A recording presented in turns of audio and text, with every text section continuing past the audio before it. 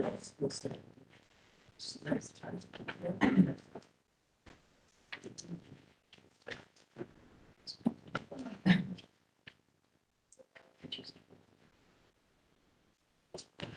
ladies and gentlemen, it is 4:30, and in just a minute, I'm going to ask Trustee Cushman to start the Education Planning Committee. But I always like to remind people on certain historical dates, what those dates are. Today is December 7th, and I understand that there are only going to be 2 actual survivors at the memorial today in Hawaii. So our World War II veterans, there are very few left of them. So just for those of you who are younger here, reflect upon what maybe your grandfather or your great-grandfather's generation did. So, okay, Trustee Cushman. That was less than a minute. Thank you. So I will kick off the Education and Planning Committee meeting this December 7th, 2022 at 4:30. Just turned 4:31. And open with the review of the November 2nd meeting minutes. It's easy for me to say. Are there any, does anybody identify anything that needs adjustment or change in those minutes? Seeing none, we'll move on. Dr. Urbatus with the enrollment report update, please.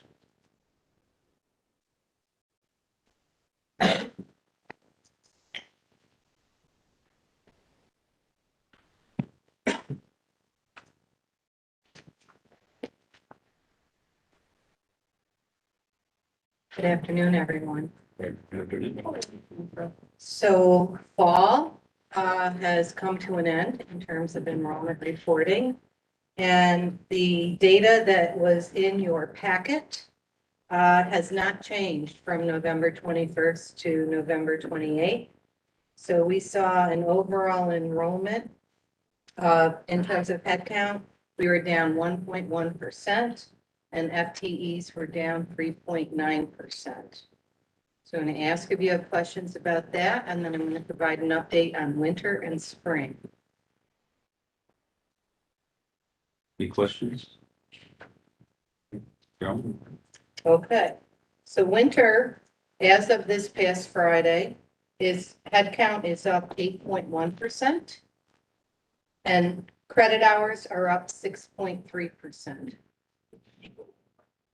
And winter session will begin immediately following the Christmas holiday, so on the 27th of December.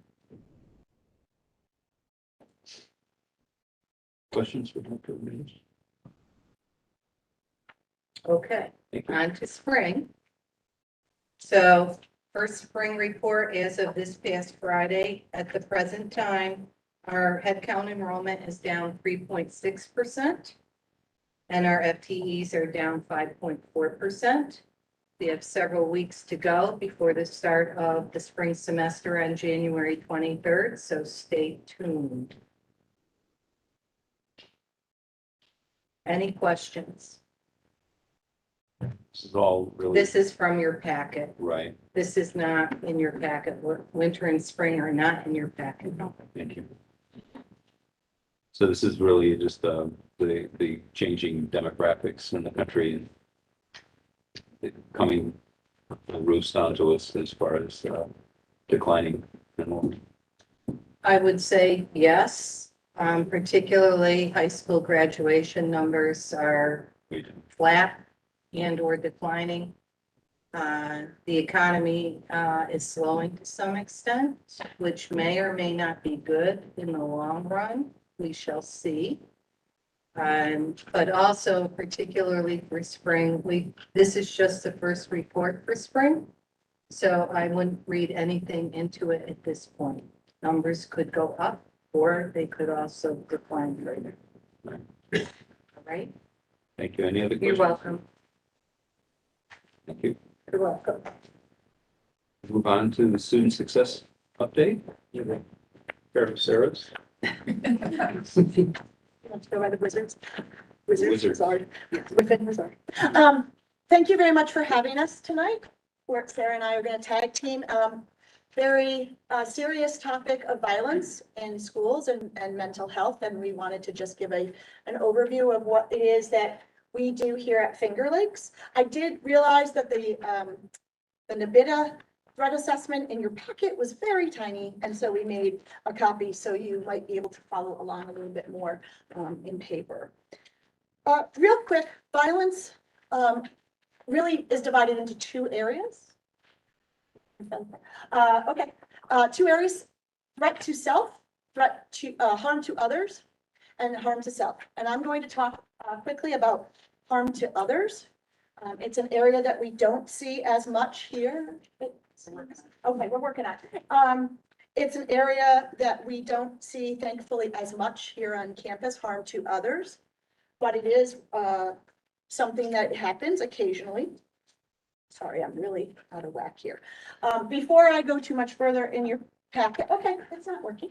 In your packet, we wanted to start with a definition of mental health because I think it's important that we just frame for just a second what mental health is. We hear a lot about it, we think about it, but mental health as it relates to this topic is really how we think, feel, and act. And it determines how we handle stress, relate to others, and make choices. So when you think about a college student and what goes on in their lives, their mental health and being healthy is very important because it's a very stressful environment, as you can imagine. To that end, in our community, harm to others, if we do hear about it, it's usually not imminent. If it were imminent, our friends in campus police are probably the first people that are responding to it. But very often we hear about things afterwards through our radar reporting, through the newspaper or social media. We can get headlines occasionally, and we will react to that, and or through someone alerting us, just emailing us, etc. Oh, perfect. So we will often interim suspend the student who has talked about harm to self, or excuse me, harm to others, gives us time to process what's happening, gives us time to collect data, and gives us time to work with other agencies, our campus police, housing, et cetera, to figure out what's going on. What is the threat assessment using the NBITA tool as well as other resources to really determine, is that student safe to be on our campus? And that is not just for us, but is the student's safety as well. The next slide, because when Sarah and I were talking about it, we said we probably should give some examples of what we actually have dealt with on this campus related to students and harm to others. And so these examples, while very infrequent, are actual cases that we worked with in the last 4 years. Yes. And a couple of them, there may have been multiples. So with that said, again, why now? Well, because mental health, as we talked about, is imperative to a healthy student. And 2/3 of mental health crises often come before a student or an individual turns 23.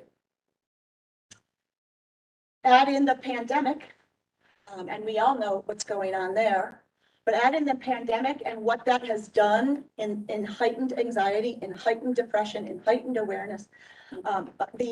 The National Health is saying that we have 10 years of reverberation from the crisis. We will be dealing with people who have been in the crisis and have been adversely affected for up to 10 years. Domestic violence is on the rise. The silent second crisis wave is what they're calling it. And they're talking about this domestic violence and this could lead to an economic and social crisis as the next horizon because of what's happened in the pandemic. And so threat to others, as I said, we can turn to the next, as I said, is small. I wanted most of this presentation to be something about harm to self and threat to self, and that's really where Sarah deals every day. And so Sarah, take it away. So on the next slide, it'll show information for you that was collected for our students who have just come in, to our new students, right? And you'll see, I'm not going to read all the data, but you'll see that our students are coming to us already with significant issues within their background, mental health issues, mental health concerns, On top of that, sort of the other type of concerns that are happening with them. So the social concerns, the family concerns, the economic concerns, and not having enough food. So food insecurity. I know housing insecurity is one that my office works with a lot. It may not have been one of the top numbers, but that is also one of them. The last line of the slide, though, I think is one that is important to look at too, is that on top of school, whether that's part-time or full-time, on top of all of those things up there, the students are working a lot, right, outside of what they're doing for class. And that's typically outside of the campus, so not necessarily a campus job. So all of those things in trying to be students. So next slide. So this gives you an idea of sort of what happens on campus, and our community is the FLCT community. So we often will see more threats of violence to harm to themselves. The ways that we find out are some of the ways that Sarah already said. So we get reports, campus police gets reports.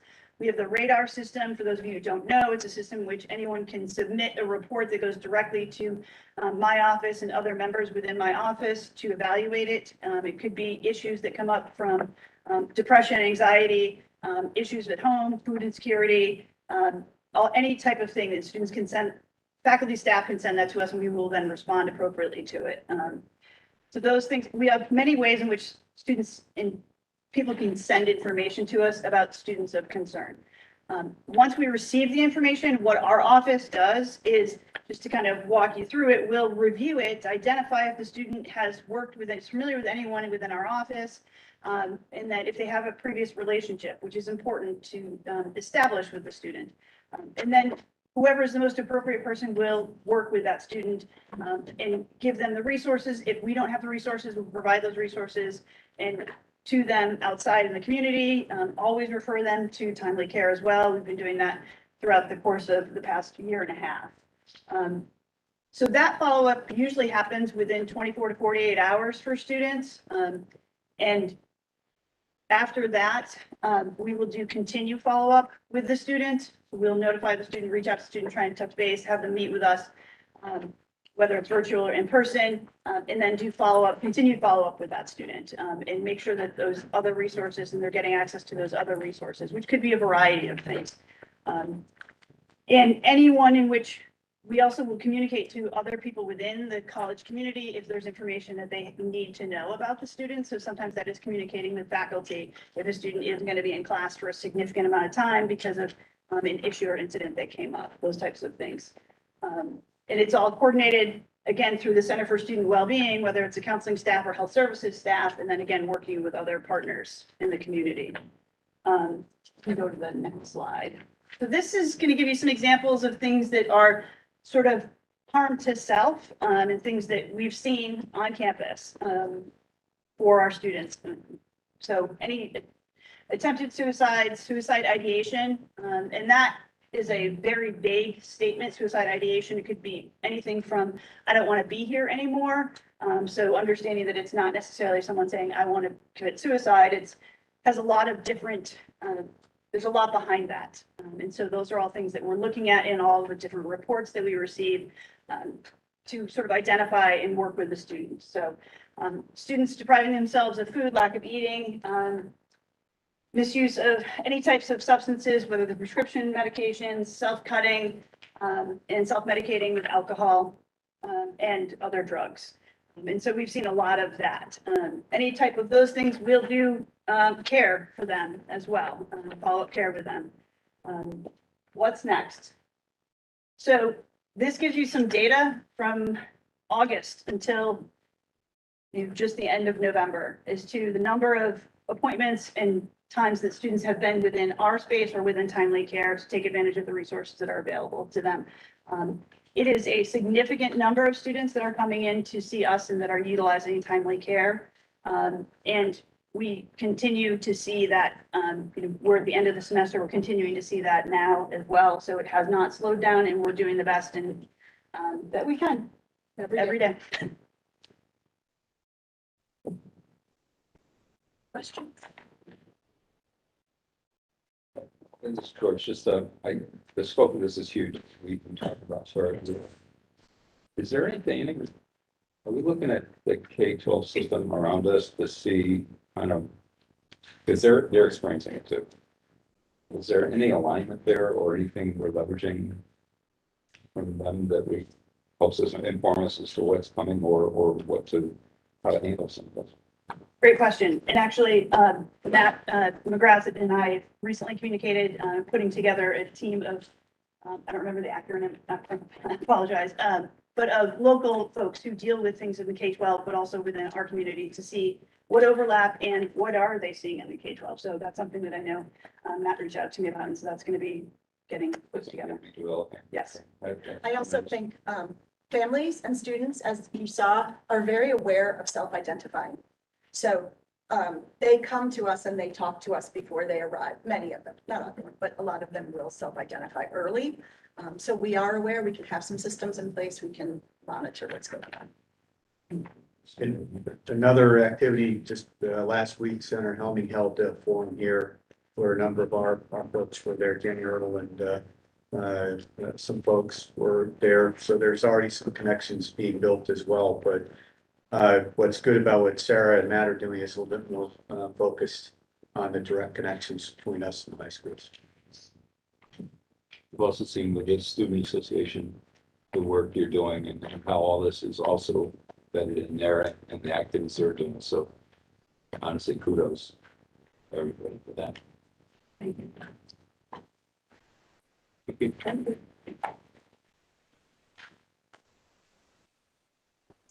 We'll move on to resolutions. Cassie, so you've got several to work through.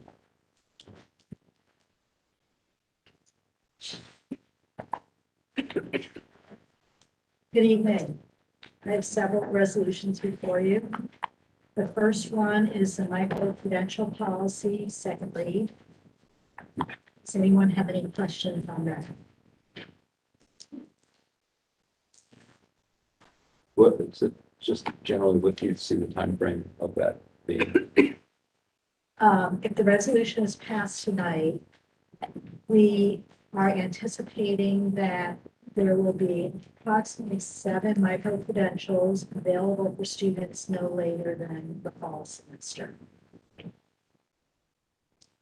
It takes a while to get those. Yes. Questions from trustees? Okay. Thank you.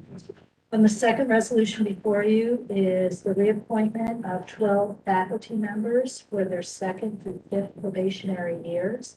Their names are before you. They continue to do good work for us. Any questions on that? Questions? Move on. Thank you. Highlight of the evening is granting tenure to 6 faculty members, 3 of whom are in here at the moment: John Bateman, Jessica Brinza, and Paula Knight. The granting of tenure is the culmination of 5 or more years during which our newest faculty members are assessed in a variety of areas. However, of utmost importance is their performance as educators inside the classroom. It is incumbent upon the college to ensure that these faculty will provide the highest level of education to our students for years to come. The faculty I'm recommending for tenure this evening are highly skilled educators and will represent the college well as we move towards the future. The first faculty member is John Bateman from the Conservation Department. John is an instructor whose classroom is described as a hands-on, interactive, and wonderful, engaging learning environment for students. Additionally, John's instruction is described as allowing students to struggle just a little bit, then encouraging them when they find the answers themselves, which leads to a higher level of learning and motivation.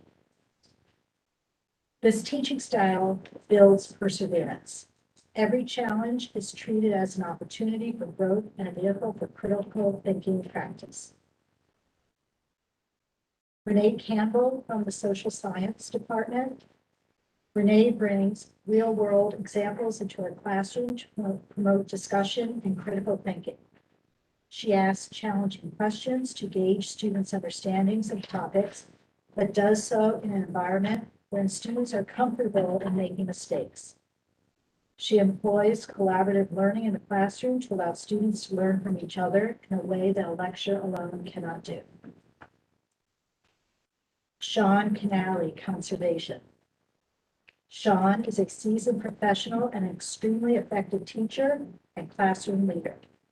His strong rapport with students combined with his positive, energetic attitude creates a strong learning environment. Armed with a strong lesson plan and efficiently using class time, Sean's effort to actively include students in the proceedings, as well as his full mastery of the course material, keeps students highly engaged throughout the class. Paula Knight. Paula's business department, Paula's experience in and knowledge of the hospitality industry creates an interesting and engaging classroom. One of Paula's strengths is her ability to allow students to take ownership of the classroom discussion. Paula is eager to hear the students' stories relating to their experience and the topics at hand, and the students are eager to share. This sharing often leads to other students jumping in with example and allows a good balance between the online and in-person student engagement. Carrie Kruger, Computing Science Department. Carrie began as a high school teacher who quickly evolved into a college professor. Her online courses are described as organized, easy to follow, and cleanly laid out for her students.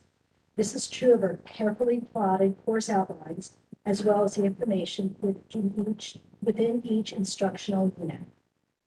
It is all presented in clear language with well spelled out objectives, including anticipated learning outcomes. Carrie usefully incorporates tools such as short video lectures and voice thread activities. All of these features are neatly folded into effectively designed modules, each with requisite information for guiding students toward completion of their assignments. Classroom assignments flow from the videos and presentations and book readings and tie it all together while asking students to think about and apply the material to their own lives. And finally, Jessica Brinza. Jessica, she's from the Health Science and Human Performance Department. Jessica's experience in and knowledge of the healthcare industry is evident as she instructs her students. Her classes are very organized and their objectives are clear. Jessica is highly engaged in the classroom, interacting with students, creating an ongoing discussion throughout the course. She is in tune with the general pace of the class and takes time to make sure that everyone follows the topic. Jessica uses multimedia in her classes, which create engaging lessons, and they act as a launching pad for further discussion. All of the aforementioned faculty are also valued contributors to their departments and the college as a whole, and we are fortunate to have them as members of our faculty. Any questions? Sit the three of them here. Yes, could you all please stand up? John Bateman, Jessica Brinza, and Paula Knight.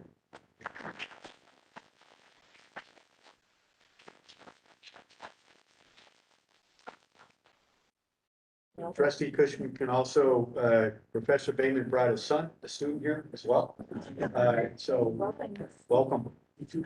Future professor. There is one final resolution in your packet that is for denial of tenure for your review and action. Thank you. Thank you, guys. Kelly Anger, investment on the, oh, Michelle. Thank you.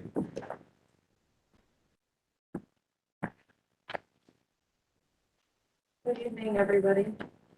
In your packet, we have a resolution requesting to add 3 new titles to our professional roster of titles. The first one is an academic specialist. specialist. This is a new title that's being created, but it's not a new headcount or position. There previously was a senior clerk in the online learning department. And to better address the needs of that department, we are creating a job description that will be more specific to the academic role of that position. So it would be recategorized within the same bargaining unit, within CSEA, but it'll be a paraprofessional position. And then we have two more titles that are being created, through strategic plan grant funds. As you'll probably recall, in September, some of the COVID stimulus funds were authorized to the president to invest in strategic initiatives. And these two titles are being created using those funds. One is an assistant director for student success, and the other is a student success coach. So understanding that these are one-time monies being designated to fund these positions, we anticipate them to be funded for the next couple of academic years, and thereafter, another funding plan would need to be identified in order to continue these positions. They're not currently in the operating budget. Are there any questions about these titles? Questions from Trustee? Yes. Knowing that these two positions do not have sustainable funding moving forward, do you expect it to be challenging to fill these positions? You mean if prospective applicants for them understand that there's temporary funding? Yes. It's something that we always want to be transparent with people about when they're recruiting for those positions, to let them know that it is grant funded. I would ask if Cassie or Ken have any additional details that they would want to share about, you know, what may come after those initial couple of years, because those details we would also want to try to project for people coming into the position so they know what to expect and that it's fair. Okay, thank you.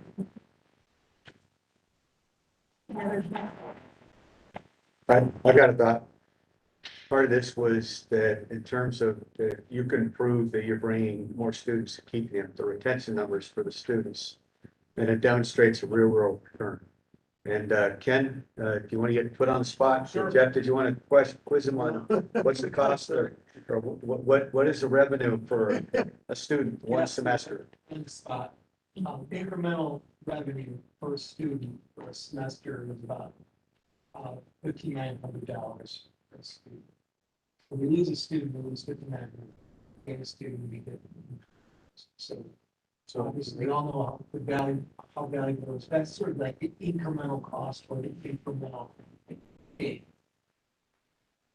So multiply that by 2, or each time you keep a student semester, you could do the math. How many students do we need to do better to justify having the positions? Any other questions? Thank you. Thank you, Michelle. On to the strategic thought presentation, Dr. Orloff. Okay.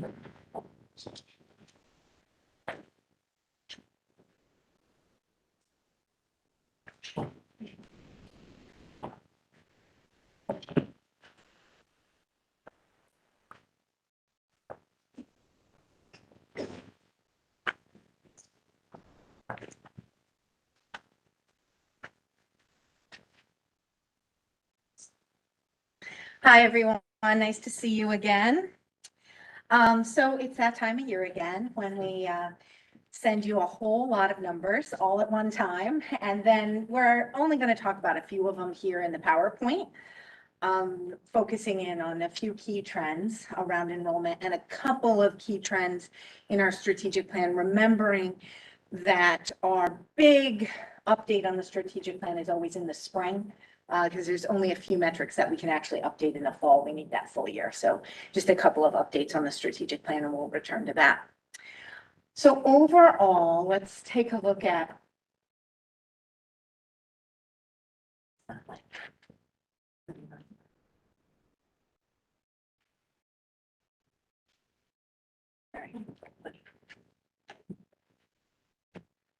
overall, while we wait for that, a couple of interesting things going on in enrollment. But I would say one of the key things that we still see, and you're gonna hear me say like one too many times, is impact slash response from the COVID-19 pandemic and some continuation of trends that we've seen, as opposed to some brand new lightning bolt trend that we've never seen before. So the big piece here we start with is looking at the headcount and full-time equivalent, FTE, which are slightly different calculations, both of which are important for understanding. And I think this graphic, which you have different versions of in your packet, is actually fairly helpful when we look back from 2018 now. We see a decline, but we don't see a free fall. And I think graphically that's an important thing to point out here. And one of the things that we know when we benchmark against our peers is when we look at our peer institutions, there's been a lot of free falling. So we're in an environment where there's a decline in enrollment fairly steadily across the United States, and particularly in the Northeast. But the sort of more stable slope that we see there is actually indicative of health as opposed to something that I think we need to be panicking about. And that's an important piece. And it's also why sometimes visuals can be really helpful, because while we want to see the actual numbers, actually seeing it visually can help us understand numbers in a different way. So overall, this report always looks at this fall versus last fall. That's its main comparison. And then as appropriate, we add in other years when we can, or if we need to make a point. So when we look at the comparison to fall 21, we see a decline, a headcount decline of 1.3% and an FTE decline of 4.3%. This is a trend that we talked about last year for the first time, and you're going to hear me talk about a couple more times on a couple of more slides. What does that mean? It means that we have a shift in terms of full-time to part-time, and sometimes not even full-time to part-time, but within the part-time category of students taking fewer credit hours. FTE is calculated based on credit hours, whereas headcount is headcount, right? Why are both important? Because you need resources in different ways. FTE is what our budget is calculated off of. It's how our aid is calculated. So our sort of lights stay on. But if your students are taking fewer classes, but there's still X number of them, there's certain resources that they still need regardless of whether or not they're taking fewer courses. So understanding that shift is particularly important when we're talking about strategy and stewardship, both of the budget and of student success in the institution. So we're going to return to that theme in a couple of other slides, seeing where that plays out. A couple of other things just to note on this slide here. This idea of headcount and FTE plays out interestingly when we look at the Gemini comparison. So Gemini, we have a headcount increase, but an FTE decline. So more students taking fewer classes in Gemini. That's just sort of interesting, and it may also just be a particular anomaly in that data this year. Interesting though. And then overall, that main idea we want to take away from here is the overall decline since 2018 is not a free fall, and we see this shift to taking fewer courses that has been more profound during the COVID epidemic. So we want to keep an eye on that. Is that something that is COVID and environmental? Is that a trend that will continue? And it's honestly a little bit too early to say. Next slide, please. All right. So you heard me say when we benchmark. Now, this is the benchmark data that's been released by SUNY, and very pretty. And my team does a good job of making it prettier, so I always appreciate that. And it is helpful. It's always helpful to benchmark yourself against your peers. One of the problems, though, that I have with this particular benchmark data, which we will see ad nauseum and ad infinitum for the next year, because it's the only one SUNY gives out. It's the only benchmark that SUNY does, is they compare only to the previous year, always. So in this particular case, you might recall that I just said, when we compare ourselves to our peers, we're really doing quite well. And you might also recall this exact same graphic from last year, Finger Lakes was higher up. So you might say, wait, what does that mean? You know, why is it that our ranking has fallen? So I want to just sort of tease that apart just a little bit.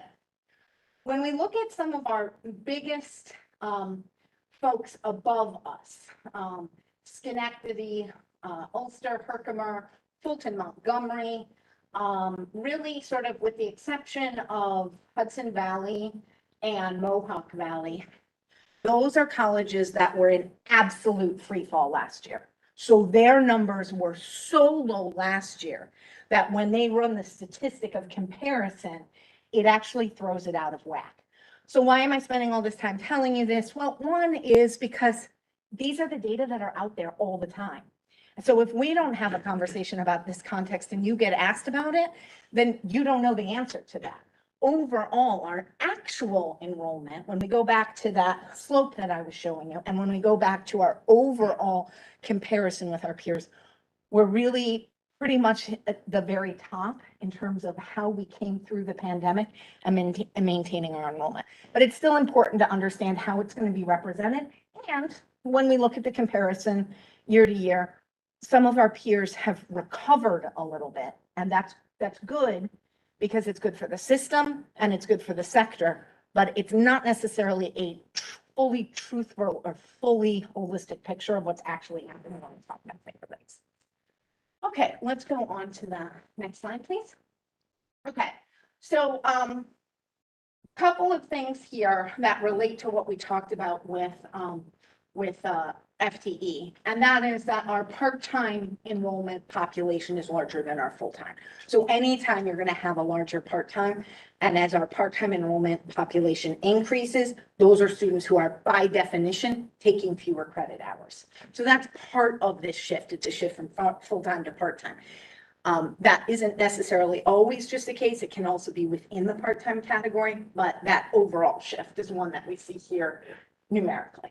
And then the other thing that I think is important to point out is that our growth in SUNY Online and our growth in out of state, which is generally students who are taking online courses, not always SUNY Online, but online, the online modality, right, has grown, right? So we see that as an area of strength. Obviously, given some of the shifts in SUNY Online, it's an area of sort of strategically we need to be understanding and investing in. But this shift in modality remains real and true. Is that all COVID impact? I don't have a crystal ball. I can't tell you how much of a shift back to face-to-face we will fully see. I do not think we will return to full face-to-face because I think the sector is experiencing a shift to more flexible modality. But we definitely see evidence of that here. It's just way too soon from pandemic influence to know how much of this is pandemic versus forever. And I think we still have some shifting that will happen as people work through what the best learning way for them is. Okay, let's move on. Okay, a couple of key highlights that I'd like to talk about here. Our student body has gotten and is getting more diverse. I have told you that every single time I've come to give you this presentation, and that continues to be the case. We are now about 24% student of color, so that's a broader category involving both race and ethnicity. We have about 9% of our students identify as Hispanic, which is an ethnicity, so it's a slightly different statistical category. That we have not seen much change in within that overall student of color category, but the student of color category broadly is one that has gone up over the last 10 years, 5 years, and each respective year. It was a little bit more stable during the height of the pandemic. We also continue to have growth in the number of students registering with a disability, 12% this fall, actually the highest percentage that is on record since we started cataloging these. And you're going to hear me say what I say to you every time when I talk about this statistic. That only counts the students who officially register their disability with our Office of Disabilities. It is a highly underreported statistic. So when we talk about 12% of our students registering with a disability, knowing that there are many, many more students who have a disability but are not registering them, that gives you a sense of when we're talking about student need and student success. And one of those reasons why when we talk about headcount versus FTE, FTE may determine the budget, it doesn't necessarily determine student need. Students, even a fewer number of students can actually, by their population and who they are, have a greater need. And overall, that's what we're beginning to see and have been seeing for a little while, even pre-pandemic, but it's heightening now as we've moved through the pandemic. Our first generation numbers are about the same. Our Pell students, Pell recipients, a little bit lower than our average over the 5 years, but about the same. And the reason I point those out is those are two categories that generally recognize higher need for those students, right? 50% of our students are coming in Pell eligible. That means they're coming in and at the lowest income level to be eligible for the highest level of student aid. So again, who are our students, what kind of need they have isn't necessarily determined by how many credits they take. And we also see a shift in age distribution. This is a murkier picture right now. That high school picture continues to decline. I'm not talking about Gemini, I'm talking about our matriculated students here. And we know that, and we know what those demographics are, and we know that those numbers will likely continue to shift downwards because there are simply fewer of them. We've seen a very slight decrease just this last year in the number of students over 34. That may be because some of them are returning to work in the pandemic, not sure yet. We need to look at that. And a bit of an increase in that older student population of 24 to 34. So it's an area we need to continue to look at, but overall, our average age has shifted up, and that's the third year in a row that we're talking about that age distribution looking different. And again, students who are non-traditional tend to have different needs, if not sometimes more direct needs around learning. Let's go on to the next slide. Okay, so one of the things that I just really want to briefly touch on and not heavily get into today is that sometimes these categories intersect. So when we talk about student need and we talk about student success, one of the things that our data are showing is that there's an intersection in particular with Pell eligibility and students of color. So students of color are much more likely to come in as Pell eligible. That does not make us really different than most other institutions, especially community colleges. But when we look at that intersection, it's another way of examining student need. So as our Pell numbers have gone up, and as our student of color numbers have gone up, it paints another picture of need. And understanding intersection is another important part of understanding how we need to craft student services to maximize student success. Let's go on to the next slide. Okay, so another area that we looked at this time around in our enrollment report was to look at SUNY Online and the growth of students taking courses in Student Online. Also, just understanding where those students are coming from. I think this is an interesting graphic. Obviously, the majority of them are coming from New York, but we have some, interesting dots here and there. And then if you look specifically in at that submap there at the New York City area, we do have a lot of students. 23% of our SUNY Online students are coming from the sort of broad stroke New York City area there. But 83% are not. So it's not as if it's all the students, but it's a significant number of the students. And this statistic I think is interesting. We've had a steady increase of the number of students taking at least one SUNY Online course. That's not necessarily that they're only enrolled in a SUNY Online. They may be a FLCC psychology major taking a SUNY Online course, but that number has gone in 2020 from 226 to 539 of our students are taking one of the courses affiliated with SUNY Online. That in general speaks to modality. And I think it also broadly speaks to the fact that through SUNY Online, we expanded our online offerings much more so even prior to the pandemic than a lot of other schools did. So our students, even those who are not enrolled in a SUNY Online course, have more opportunity to take courses that were developed as part of SUNY Online. But again, given some of the strategic conversations we're having, it's an important metric to have a sense of. And also to notice student choice. Students are choosing certain modalities in certain ways. Okay, let's go on to the next slide. All right, a couple of key takeaways. I've really talked about most of these already. But I do think that as we walk away from thinking about what is this going to mean, what does this mean for our next strategic plan, that this interplay between student need and investing in student success really does beg of us to understand the complexity of the student story. And we see that in these enrollment numbers, and we see that in these enrollment trends already. There's not a super simple way of just sort of saying it's this or it's this. There's a lot of complexity and nuance in the data and in the student story. And that requires us to think in more complex ways about developing student services. Okay, so any questions? Okay, couple more slides.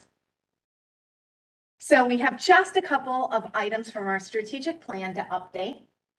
And that is our completion, our persistence rate, which is looking at how many students graduates, essentially a graduation metric.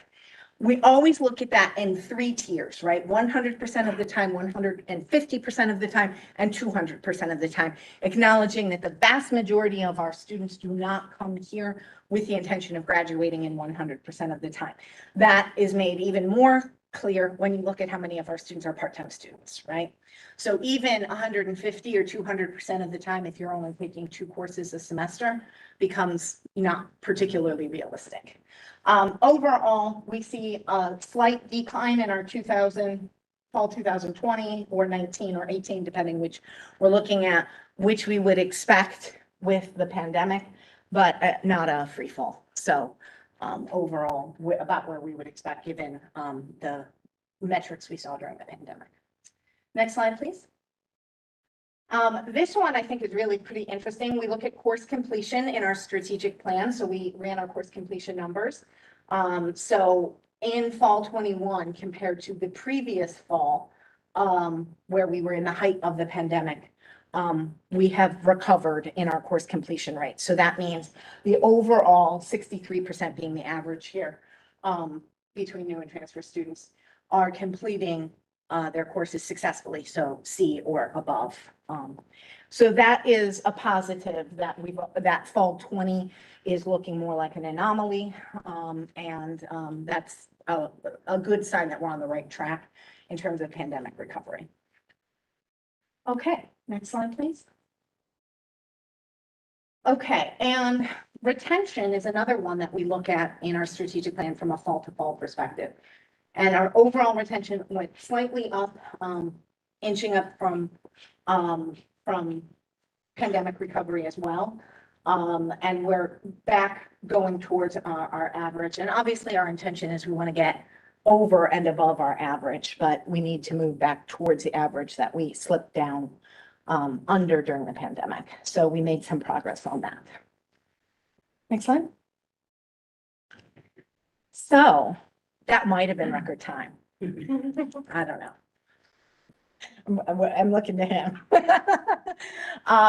Any questions I can entertain? I know it's a lot of data and it's a lot to go over. And we can always talk about it again at some other point if a question comes up. What I'd recommend to you, based on what Deborah said, is a real deep dive into next. Yeah. It's important. It's good. It's sufficient. Okay. Thank you. With that, take a motion to adjourn. So move, Santa. Thank you. And second. I'll second. Second. Stand. Okay, then I will turn over the Finance Committee meeting to Chairman Mullen. Thank you. Chair, I appreciate that. It's called order the December 7th meeting of the Facilities and Finance Committee. A review of our member minutes. Questions or comments? Nice job, Henny. Let's move right to our operating budget and our CFO, Ken. You might take us through the expense and revenue budget projections.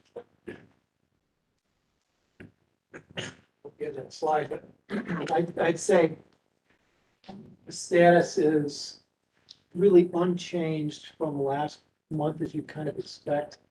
Remember last month, we had a little blip in a three payroll period that showed our expenses spiked up a little bit, but that's been normalized. And we're continuing to see revenues holding where we expected. We did budget for a decline in revenue. And that's where we are. We're a little bit below, but as you can see, I'm gonna go to the bottom line. That fund balance decrease of 1.8 or 1.7 was our budget for the year, and we're not gonna have that loss for the year. What's holding us up, what is supporting our bottom line will be delayed hiring and benefits expenses, which is low budget. I'm still at the $800,000 loss for the year is what I'm expecting. A loss, but nowhere near this. And that's kind of where I'm still coming out. We're seeing some strength in revenue. It's a little early in the year. It's only 2 months. We're seeing a little strength in revenue. And the expenses are holding in line with last year's expenses. It's a little better than last year's expenses and some strength in revenue. So that's all looking good. The real question in my mind is we know that we're hiring back. We know that that some of those benefits that we had from last year, financial benefits, we're not going to have this year, but we anticipate some of those. So more to follow, but we are basically, I believe, online for half of that, for a $600,000 loss, $800,000 loss for this year, not the $1.8 million. Question.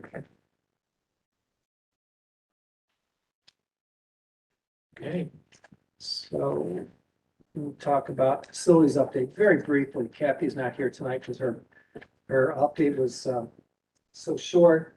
I just want to mention that the master plan, they kicked off the master plan at the end of November.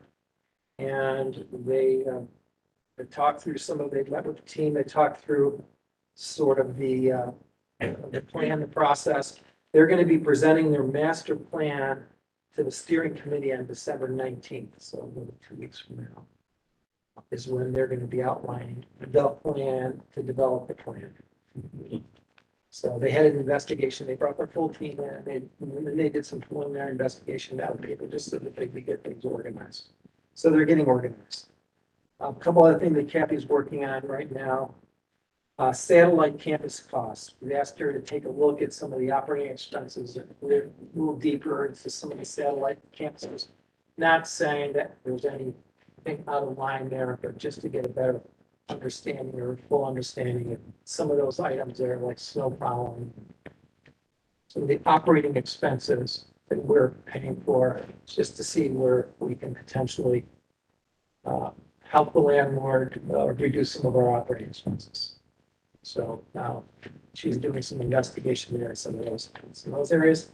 And then on the Newark campus, we're working with the Department of Labor, pretty much Carolyn back, to look at possible sublet for the Newark campus. We've got some extra space there. We can't get out of the lease for another 3 years, but Department of Labor may be interested in partnering with us out there, and we're exploring that opportunity right now. So hopefully that'll come to fruition, be a win-win programmatically speaking, as well as financially speaking. Even we would co-locate Department of Labor's Career Center in the Newark Center to serve Wayne County.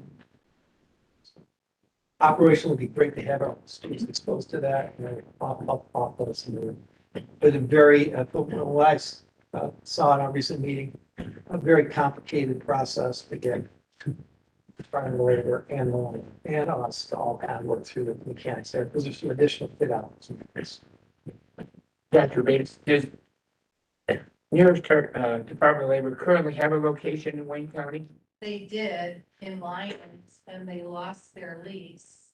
And they are currently, located in the Geneva DOL Career Center, which is very cramped as a result of them moving in. So they are eager to get out of there and reestablish their own presence in Wayne County. They looked at a few locations and felt that the Newark Center would best meet their needs. I think there is an opportunity here to foster expanded awareness, not only of our credit programs, but also workforce offerings for their clients.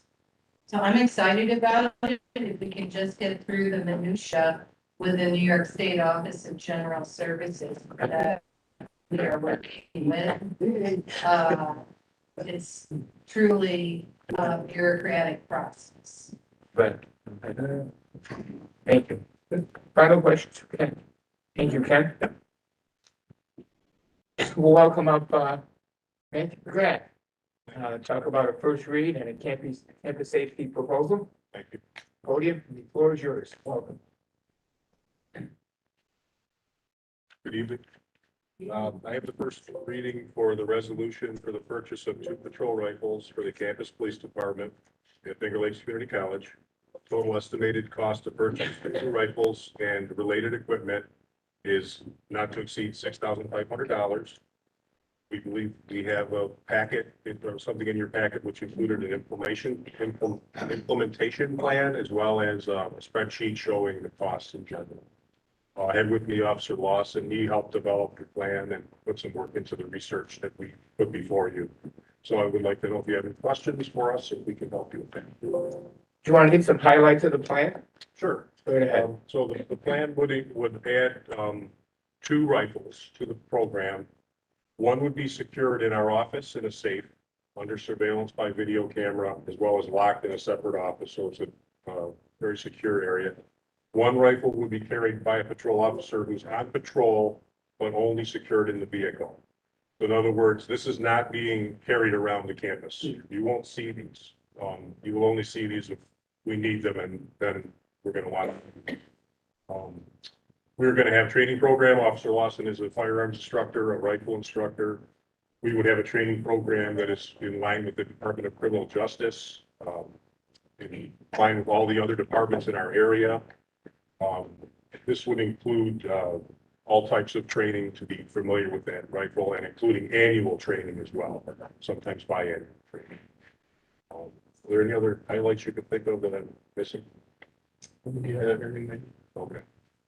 We've outlined some of the cases that have happened over the years that sort of show why we would look to have this, the justification for it, the benefits of the program, and some of the other community colleges in our state that have the program, as well as all the SUNY departments that have this program.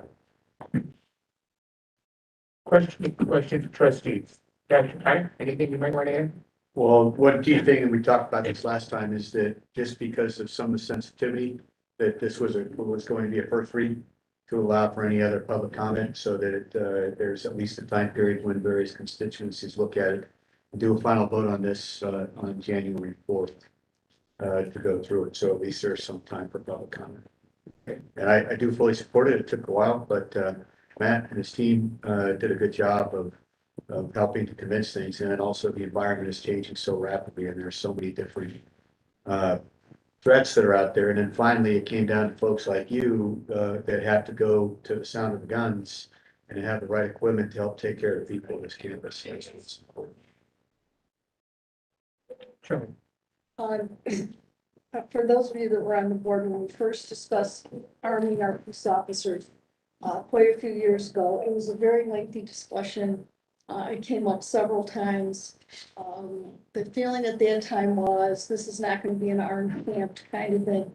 Unfortunately, as you said, developments started that made us realize that we had to have our officers armed. We have procedures in place where we make sure they've taken the proper training and all of that.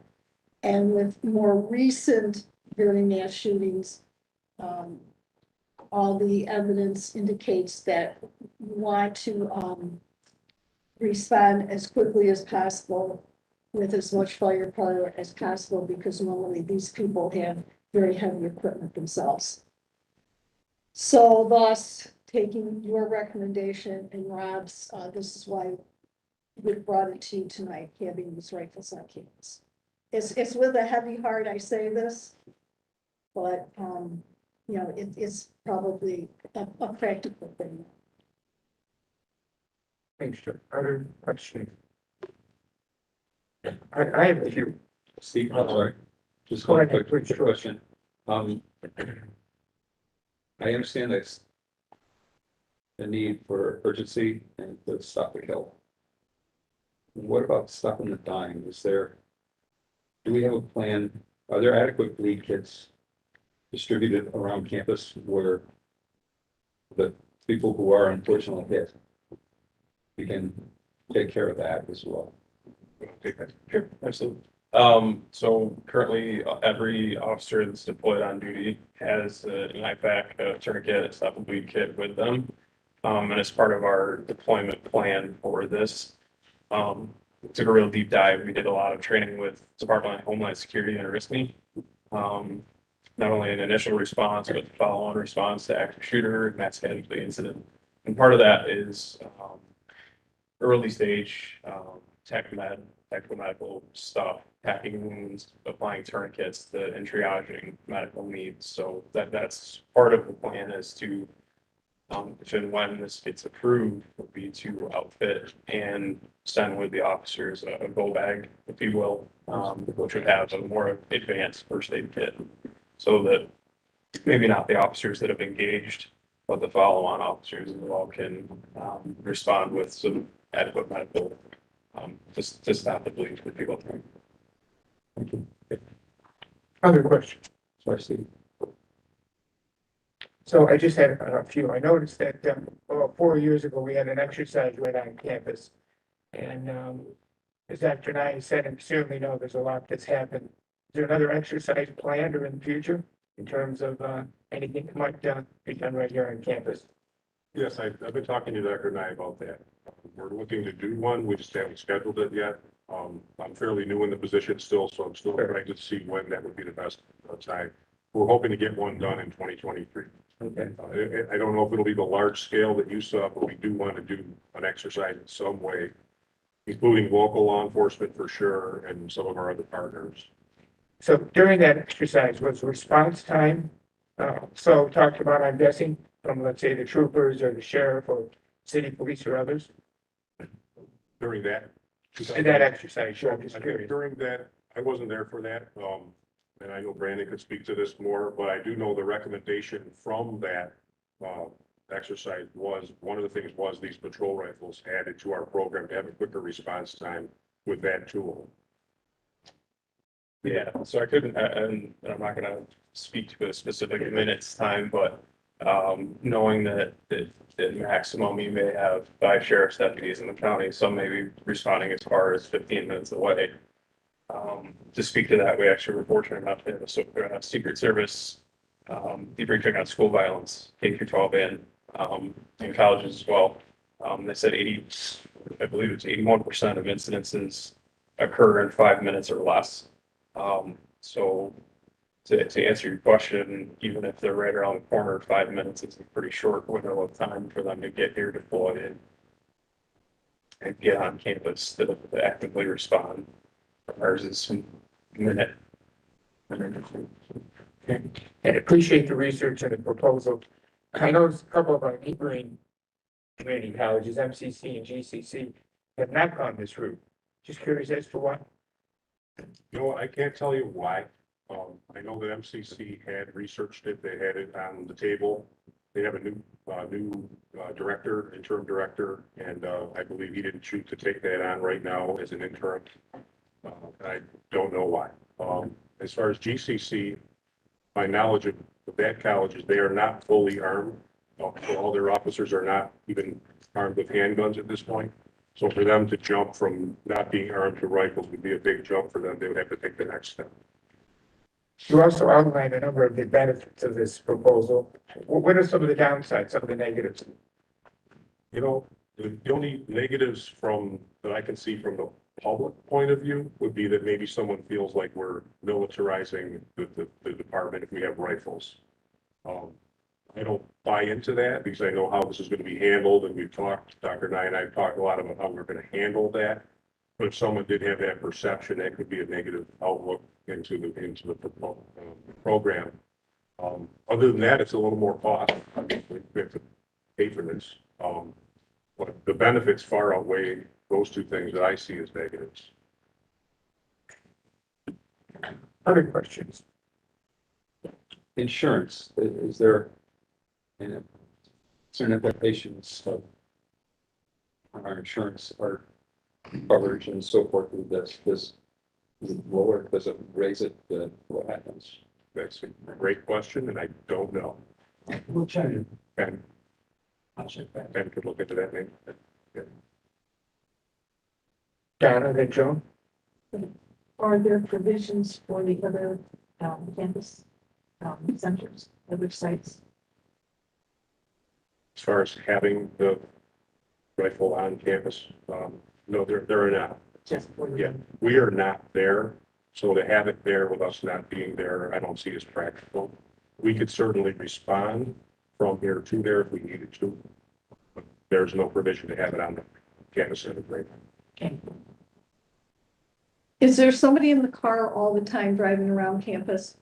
Yes, Okay, so if somebody's always driving around, my assumption is that you could be somewhere maybe within even a minute or 90 seconds, very quick response time. I realize we're basically in the city, and I know the city police would respond and the sheriff and the state police, but obviously it would take the sheriff and state police considerably longer. Okay.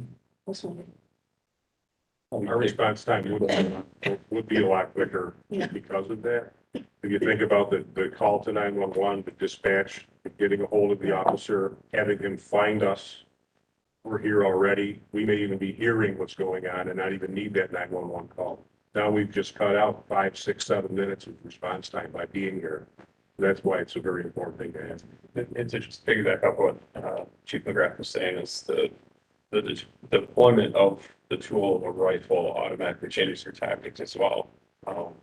Because it's so much more, has a higher efficacy, and then you can be further away. You're not using tactics always and responding from a different angle and taking precious time. You're deploying directly to a threat versus, going against a rifle wielding gunman or something, and you're automatically disadvantaged. The point is to overwhelm force, of course, and it provides that tool and decreases that response time as well, just on its face with that tool. George, did you have a question? I was thinking with the car, I was thinking in certain parts of campus, you can people respond a whole lot quicker than running over here to unlock.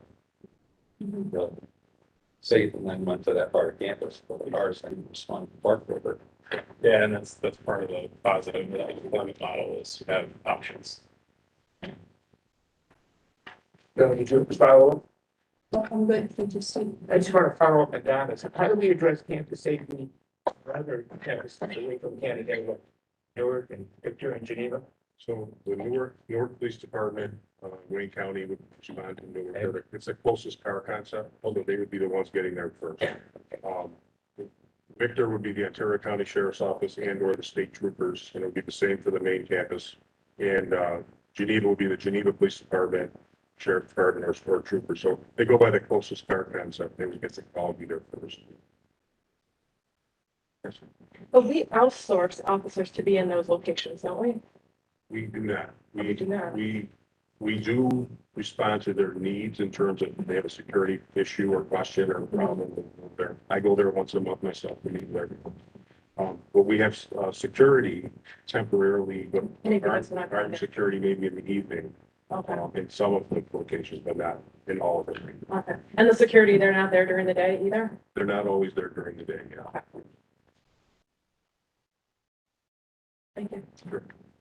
Other question? For student, is there perspective or thought? Personally, I think this is a really good implementation, especially all the scenarios that have been updated in our society the past few years. You have to meet a threat with same threat, and I don't find a lot of quick response time in a lot of scenarios. You know, as you said, 5 minutes is a very long time, and we are a small campus, and I think it's good. We learned yesterday that most of these shooting events that have happened, we learned this from the Secret Service yesterday, are over in 10 or 11 minutes on average. So if the response time is 7 minutes or 9 minutes, it's a lot of time. I agree with you. Mr. Red, anything final you want to share with us? Well, I just want to thank you for your time and your patience in listening to our proposal. And if there's any more questions, please let me know through Dr. Nye, or if there's anything I can do to answer your questions, I would be glad to. Okay, thank you. Thank you. Appreciate it. Well, welcome back, Ken.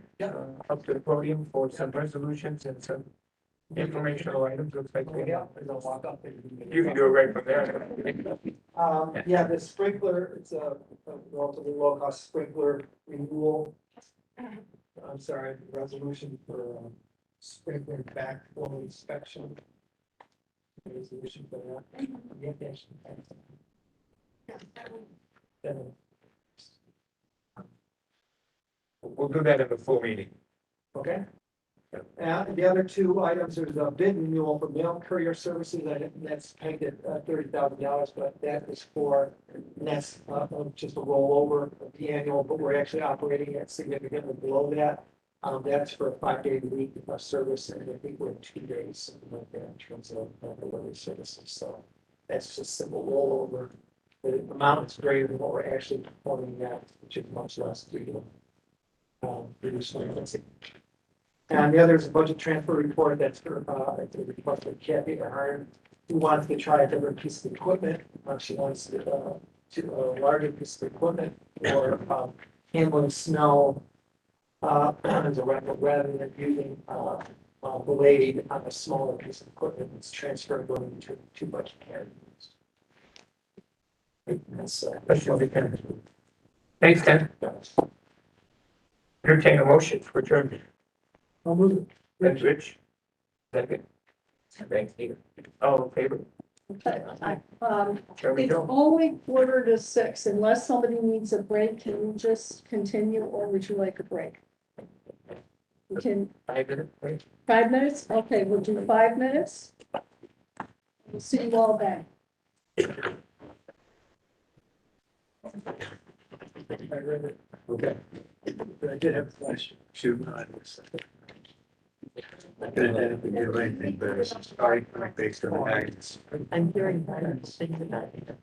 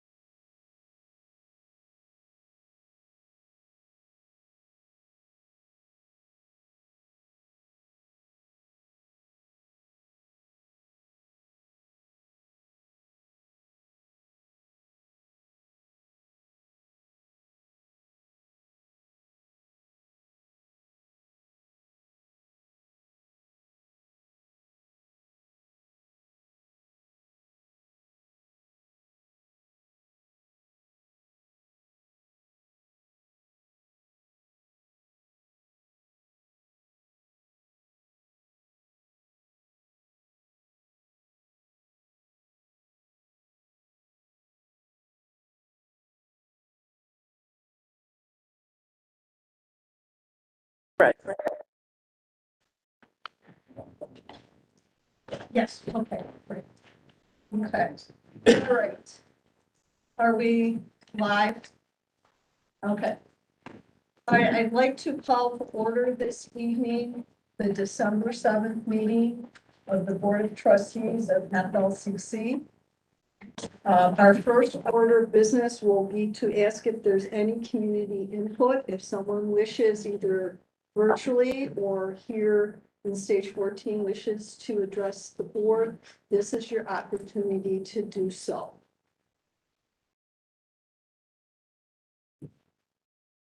All right, seeing no one, I will move on. The first order of business tonight is the approval of the minutes and resolutions with the consent agenda. And just want to go over this real quick. And if there are no comments or questions, I will ask for someone to move to approve the consent agenda. Trustee Cushman, second. Trustee Astles. All in favor? All opposed? Thank you. Old business, is there anybody that? Can I just, for public, Sure, we did the consent agenda, but that one resolution is not. is that on there because it's the first read, right, right.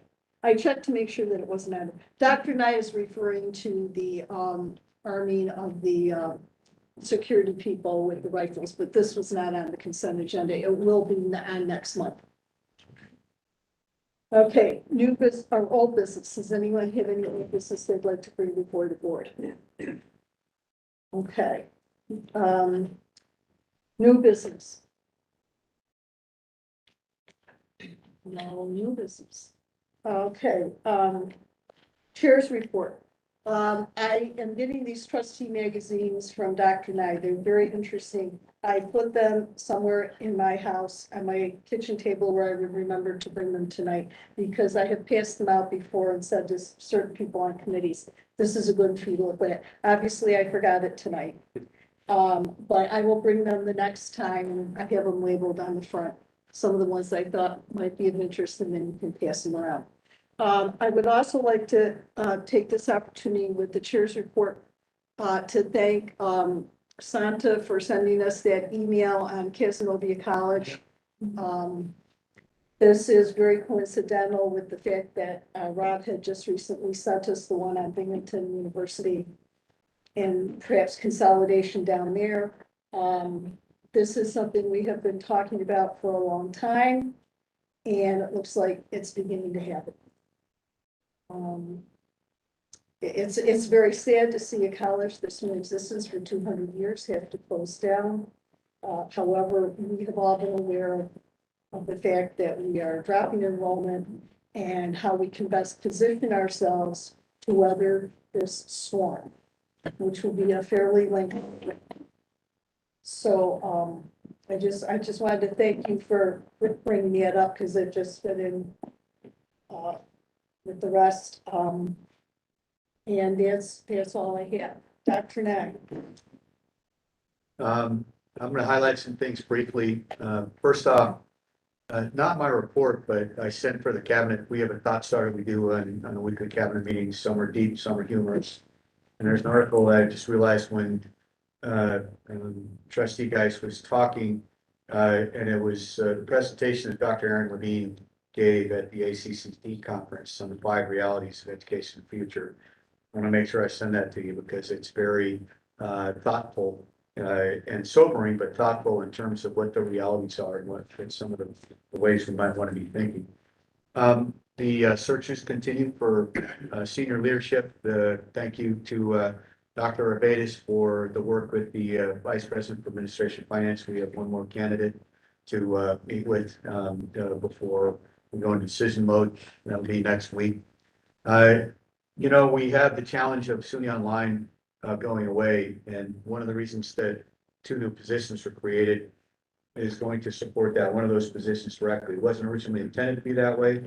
It's supposed to be to support all of our students through chatbot, but one of those positions will be used to support SUNY Online originally and try to get one of the folks that was one of our SUNY Online concierge counselor advisors for our SUNY Online students who happen to live in Pittsburgh and is very effective. And so that's why we want to move that quickly for at least one of those positions. And then second, I am at least more than hopeful. I'm thankful that we have Ryan McCabe, who's working on finding us another OPM and online program manager to help fill the gaps in terms of how we can reach out to folks across the nation and elsewise to be able to find other markets. We're going to need to find other markets to do things. So I just want to highlight that. I think that's important. I think it's important if you look at my report, there's one thing we didn't talk about when we talked about the long rifles today.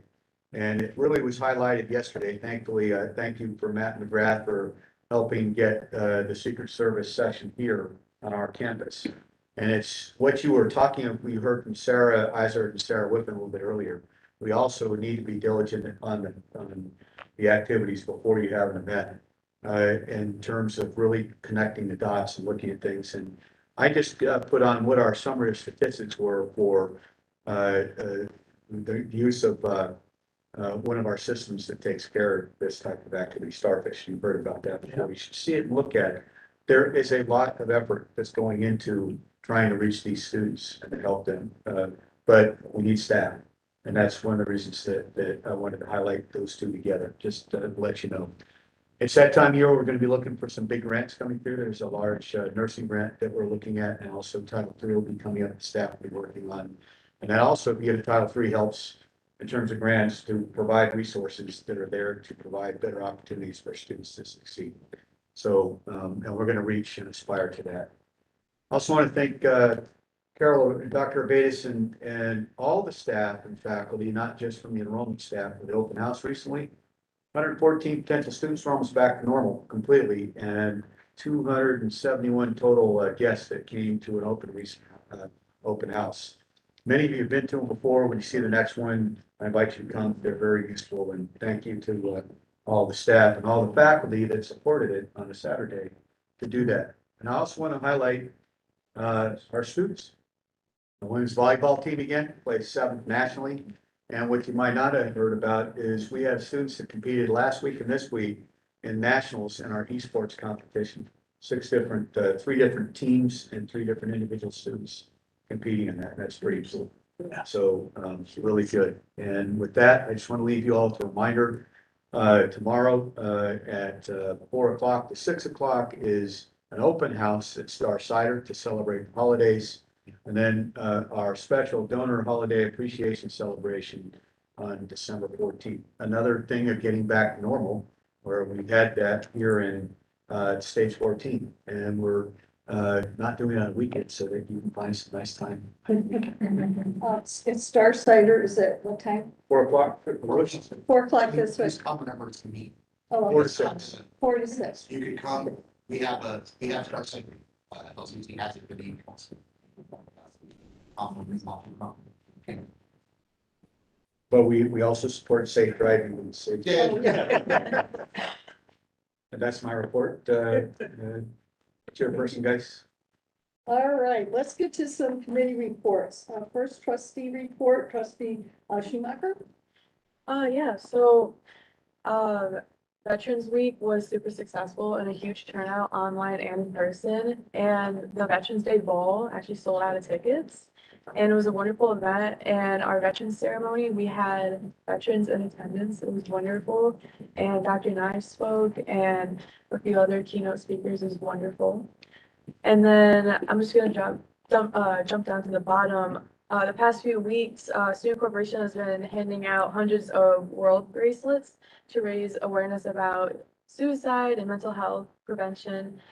And it's a super stressful time this semester right now, and the students felt like they were being heard, and they loved talking to Active Minds and Student Corporation about their concerns, and we've been keeping track of them, and maybe we can work with Sarah to talk about those needs. But we still have more bracelets to hand out and more students to talk to, so we're preparing that right now.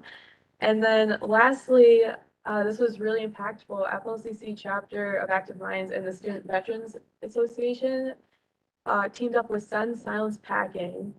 And it was a big display of backpacks, and essentially each backpack had a story about a student or a military member, someone that lost their life to suicide. And either a boyfriend, a friend, a family member wrote the story about them, and it was very impactful. We had 250 faculty, staff, and students walk through and are engaged actively with the display. 500 resources were handed out to students about campus, community, and online mental health services. And lastly, I just found this out that it was the last stop for Sun Silence Packing out of our 40 campus tour for the next year and a half. And Jenny also told me that this was 2 years of planning. And we also have drone footage of the event. I have a flash drive, but there's also a link on there. I don't know if we can pull it up. I would love for you guys to see it. But oh yeah, I can do a flash drive. If that's easier. Great. Just got a flash drive, of course. There's a flash drive. Fair. I do have a flash drive, but I've never used it. I have it just in case. I see. I have. I have it. Yeah. Do you have one now? Yep. Good. I have 3 of them. And you, but you probably do. And then this is the drone footage out front of the display. No, there's no audio for it. I still got it. Don't get hacked. Well, we're on backpacks. Yeah.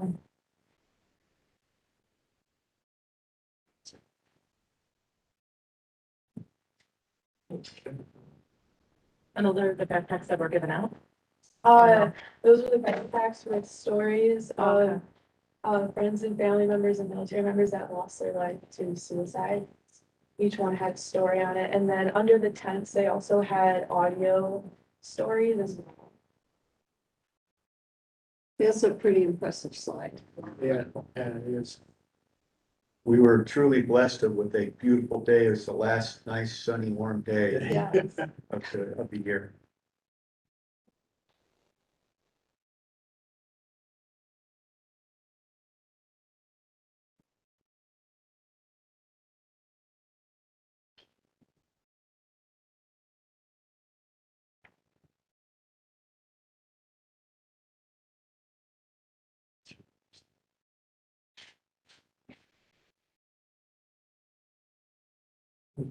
Thank you. Yeah, I'm happy to share that with you guys. It's it was very heartbreaking to read them. I only got through a few of them. It was very hard, but it opened up, you know, the conversation to a lot of students, and it was shocking but expected how many resources we handed out. And Sarah took note of that in our mental health services, and I'm happy to give the students an opportunity to reach out to us.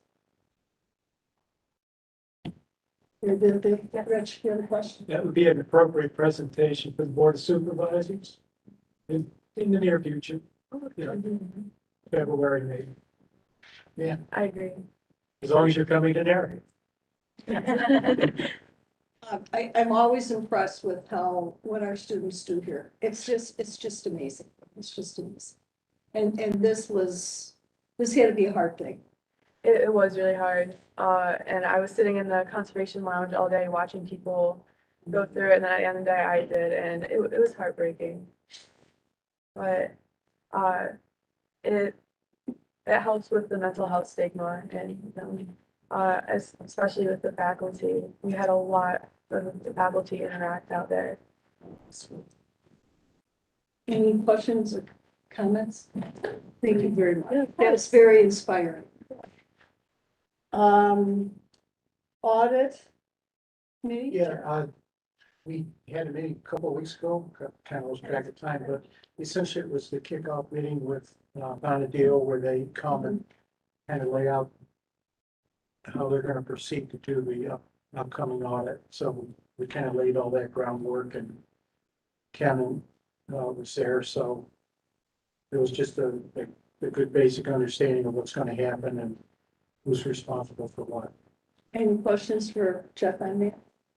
I want to make a comment. Okay, go ahead. I talked with the auditors today about the single audit versus the double audit, which is the question they have. And it was unclear to me whether or not that was something that had to be brought to the board or not. So I'm only raising this, and we're not going to decide that tonight. I only raise this because it needs to be put on our agenda for the next board meeting. If we decided it has to go in that direction. Okay, so we talked about the presentation, and there's a couple of options. I just don't want to lose the decision. Okay. Any questions? Okay. All right, board development. John and Santo. And so we're still working on getting together so that we can then have a full committee meeting. Hopefully, we will get that going in January. I don't want to speak for Santa, but And I can't hear you. I didn't want to speak for Santa. but Oh, I okay. concur. All right, Dan, Barb isn't here. Do you have an association? Yeah, the written report was in the packet. Okay, anybody want any comments or questions? Thanks. Okay, foundation, I, do not have anything. We've already mentioned the party. Louis, is there anything we should know? No, I'm not forgetting, P&B tickets and trouble against those. And remember, you gotta give them quick. And go quick. Dana, do you have anything from NYCCT? Just want to let you know that a newsletter that is currently being edited will be out soon, so take a look at that. And I wanted to thank George for his participation. He's joined the Government Relations and Advocacy Committee, which has been doing wonderful things, and there should be a summary of that in the newsletter. But George, if you'd like to add anything. It's a lot of learning for me, that's for sure. But I think the one thing that I think is really exciting about that committee is that we're working with the Association of the Presidents NICAP, and we just started doing some stuff with and by the way, I think that's the first time that that's happened in anyone's memory, where we've gone together and leveraged resources together, presidents and the trustees going forward to Or government. for advocacy. For advocacy. It's kind of been in the works for about 2 years, and we Right. finally pulled it off. So that's very exciting, and it's the other, we've been working with the Continuing Education Association of New York. And just getting a sense of their issues and their needs as relates to the 60 million that's being led with by and advocacy right now with the government, and how 60 million for continuing education, how that workforce development, how that would be maybe guided in some ways, and how we message it with the government. So that's all. You know, I think the advocacy is gonna get tougher. I noticed this week, they interviewed somebody else from Rockport that was talking about getting more state money, et cetera. So the 4 years now are really ramping up to really go after the state too. So we have, NYCCT has hired a consultant that will lobby for us at the state level in particular, but also working with the presidents. The presidents have also, we were going to have a joint group, but he needed to have separate contracts. So we'll be working in conjunction with the presidents and also with SUNY.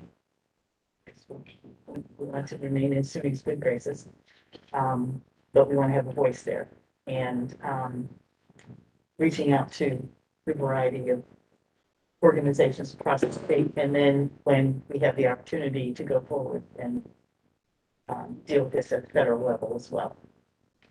So Andreas is, also works for Monroe Community College. Sorry, Andreas. Well, I'm using my hearing and I realize you have a cold or something, so. And I know Ron has spoken to him. He's very familiar with community colleges and I think will make a great advocate. He's gotten off to, I think, a very good start. He's asking good questions. So we have plans in the works to send a welcome to the new chancellor who's been announced and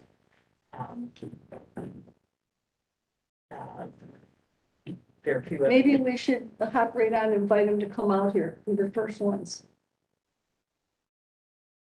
We can make it happen. Make it happen. Might as well visit Go for it. FLCC before it visits anywhere else. Okay. Sending them on. We're the only one with a winery. That's true. Yes, tell him we will be able to treat him to a exquisite gourmet dinner with our student produced wines. How could you turn that down?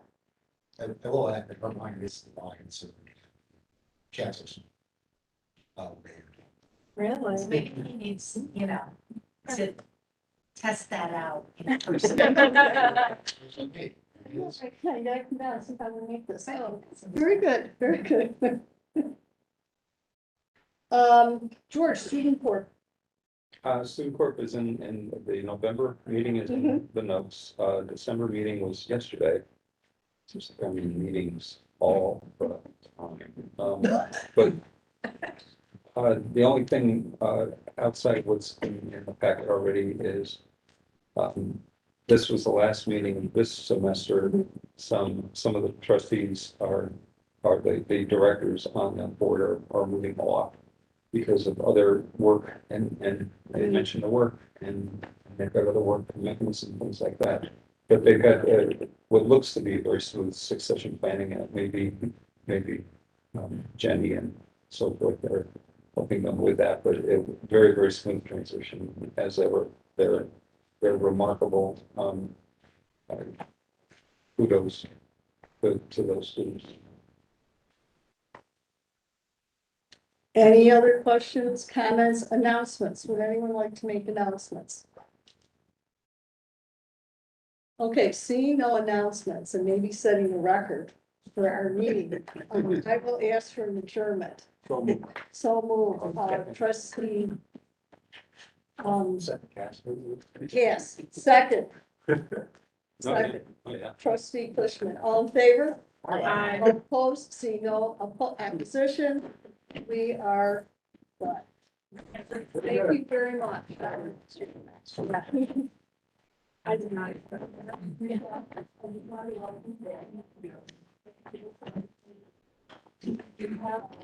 have 2 minutes. My knees should be